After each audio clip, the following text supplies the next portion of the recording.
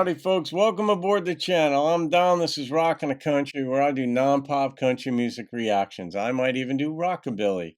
And that may be the case today, because it's Dwight Yoakam and Ralph Stanley in this reaction. And it's a gift request of the world's #1 Dwight Yoakam's biggest fan, and that's Renee Mooberry. So, Renee, congratulations on your award.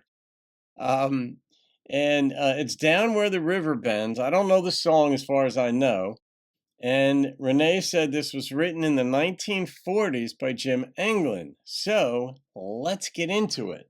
Dwight and Ralph. I don't think I've done this duet before, but Dwight has duetted with just about everybody except Leanne Rimes. So you may have to get on that.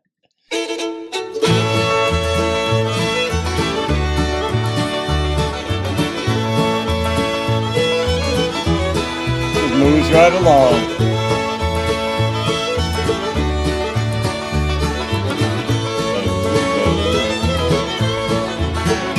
Hard to keep tears out of my eyes, but this might be our last goodbye.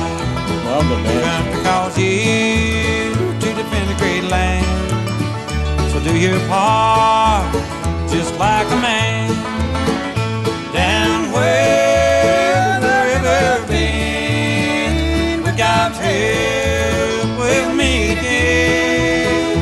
Under a slave old sycamore tree, proud of each other in the land of the free. Saying goodbye. Got a man up, he said. I didn't catch where he's leaving, though, or who.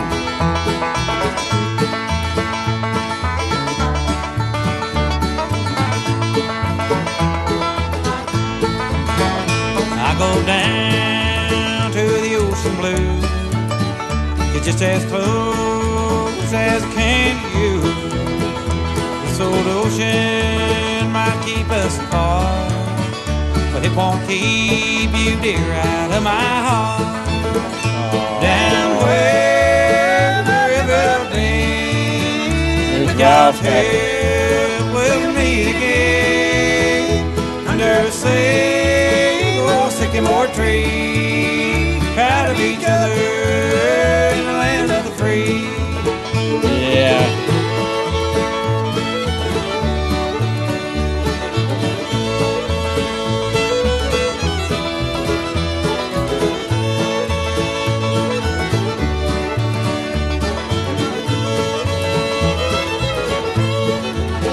If the worst should happen and the papa should wait over your far distant lonely grave, all the rest of my life I'll spend in prayer. I'll meet you in heaven, there'll be no wars there. Down where the river bends, we got help we'll meet again. Under a sycamore tree, proud of each other in the land of the free. Oh, that's one of those songs that's like, well, knowing that the thing was written in, when did you say, 41? Well, that was the height of World War II. So this would have been that. Now, I know it was sung by Dwight with Ralph backing, but was it originally meant, was it a female singing, like to her lover, to her husband? Because it's like, I know you got to go defend the country, across the ocean. You'll go if you don't make it back. Like the poppies should wave, like you know how on Veterans Day and other holidays that if you make a donation to the veterans, they give you like a poppy thing. If the poppy should wave, I'll spend the rest of my life in prayer, and then I'll meet you in heaven, type thing. And it sounds like it's just pretty straightforward like that.